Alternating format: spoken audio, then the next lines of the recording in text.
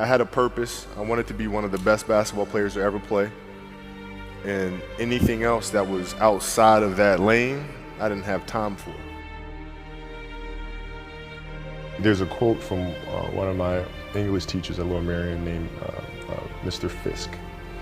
He had a great quote that said, "Rest at the end, not in the middle." And that's something I always live by. You know, I'm not going to rest. I'm going to keep on pushing now. There are a lot of answers that I don't have, even questions that I don't have. But I'm just going to keep going. I'm just going to keep going, and I'll figure these things out as we go, right? And you just continue to build that way. So I try to live by that all the time.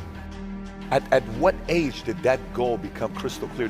I made that deal with myself at 13 years old. At 13 years old? 13 years old. That's the you deal were I made. crystal clear about it? Crystal clear. And where did inspiration come from? The love of the game. The love of the game, the challenge. Like I would watch Magic play, I'd watch Michael play, and I would see them do these unbelievable things, and I'd say, you know, can I get to that level?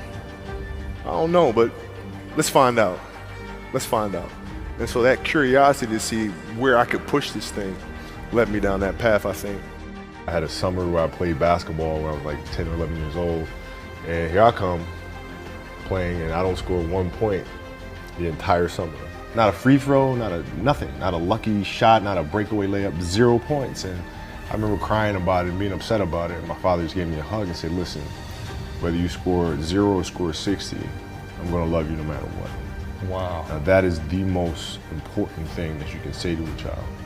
Because from there, I was like, okay, that gives me all the confidence in the world to fail. I have the security there. But to hell with that, I'm scoring 60. And from there, I just went to work. And I stayed with it. I kept practicing, kept practicing, kept practicing. I think that's when the idea of understanding a long-term view became important. Because I wasn't going to catch these kids in a week. I wasn't going to catch them in a year, right? So that's when I sat down and said, okay, this is going to take some thought, right? What do I want to work on first? All right, shooting. All right, let's knock this out. Let's focus on this. Half a year, 6 months, do nothing but shoot.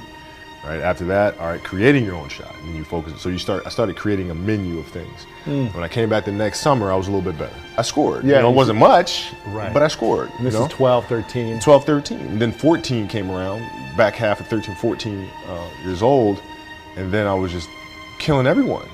And it happened in 2 years. And I wasn't expecting it to happen in 2 years, but it did, because what I had to do was work on the basics and the fundamentals. Well, they relied on their athleticism and their natural ability. And because I stick to the fundamentals, it just caught up to them. And then my body, you know, my knees stopped hurting. I grew into my frame, and then it was game over. Wow. Were you always competitive from the day you were born? You were super competitive? Competitive with things that I participate in. So I'll put it to you this way. So like, you know, basketball for me was the most important thing. So everything I saw, whether it was TV shows, whether it was books I read, people I talked to, everything was done to try to learn how to become a better basketball player. Everything. And so when you have that point of view, then literally the world becomes your library to help you to become better at your craft. So at 13 years old, I had a I had a kill list. And so, you know, they used to do these rankings. It was Street and Smith basketball rankings. And I was nowhere to be found because I was like 6'4", scrawny, like 160 pounds soaking wet. So I was like 57 on the list. And so I would look at 56, 55, all the way up to number 1, who these players are, what club teams they played for. So when we go on an AAU travel circuit, I got to hunt them down. Right? And so that became my mission in high school, is to check off every other person, all those 56 other names, hunt them down and knock them down. So when we played at 13, I would size you up and see what your strengths and weaknesses are. How do you approach the game? Are you silly about it? Are you goofy about it? Are you good at it just because you're bigger and stronger than everybody else? Right? Or is there actually thought and skill that you put into it? Right? And when I'd play to my weaknesses. I always work on the things during those games that I was weak at. Left hand, pull-up jump shot, post game. Right? So I have a strategy. What was really your work ethic like, and for how long did you stay disciplined? Well, I mean, I mean, every day. I mean, since, for 20 years. I mean, it was an everyday process and trying to figure out strengths and weaknesses. For example, jumping ability. Now, my vertical was a 40, it wasn't a 46 or a 45. My hands are big, but they're not massive, right? So you got to figure out ways to strengthen them so your hands are strong enough to be able to palm a ball and do the things that you need to do. Quickness, I was quick, but not insanely quick. I was fast, but not ridiculously fast, right? So I had to rely on skill a lot more. I had to rely on angles a lot more. I had to study the game a lot more. And but I enjoyed it though. So like from the time I can remember when I started watching the game, I studied the game, and it just never changed. What does losing feel like to you? It's exciting Why is it exciting? because it means you have different ways to get better. There's certain things that you can figure out that you can take advantage of, right? Certain weaknesses that were exposed that you need to shore up, right? So it was exciting. I mean, it sucks to lose, Right. but the hardest thing is to face that stuff. That's a really, really tough challenge. How did you get mentally and emotionally so strong where it doesn't bother you? Well, you got to look at the reality of the situation. Like for me, it's not, you kind of got to get over yourself, right? And then after that, it's okay, well, why did those air balls happen? Got it. I didn't have the legs. So you look at the shot, every shot was online. Every shot was online, but every shot was short, right? I got to get stronger. I got to train differently. The weight training program that I'm doing, I got to tailor it for an 82-game season so that when the playoffs come around, my legs are stronger and that ball gets there.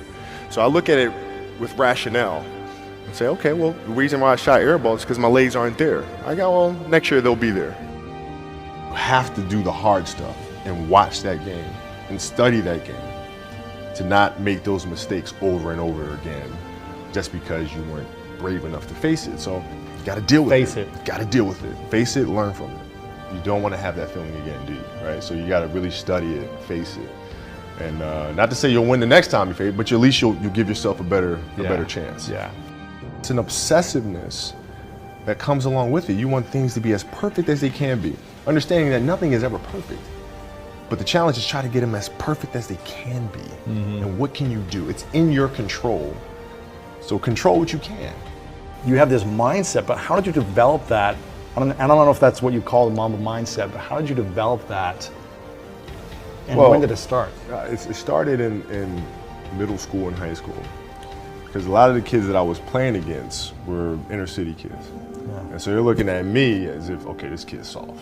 They felt like they could try to be physical or try to intimidate me and do all this other stuff, which they couldn't, right? But now I'm saying, okay, well, you're trying to attack me. How am I going to attack you?